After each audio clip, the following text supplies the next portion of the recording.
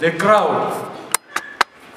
And he sat down, he began to teach the crowd. Now Amoko is also sitting down and begin talking to you. The gospel has become practical. Honorable, come on,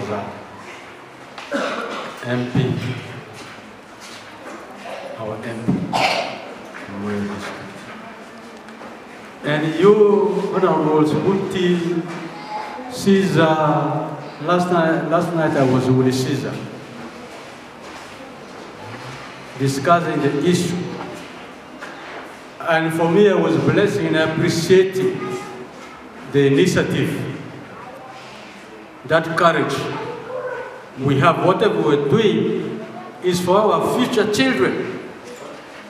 If we don't start, who's going to begin? There are two words which we play with. If we don't start, who will begin? You have started. God has blessed. At the right time, like has come. At the right time. We are no more going to fear. Action speaks. James chapter 3, verse 1 to 5 says, faith without action is dead.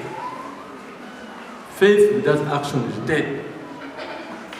And what we have started will be done.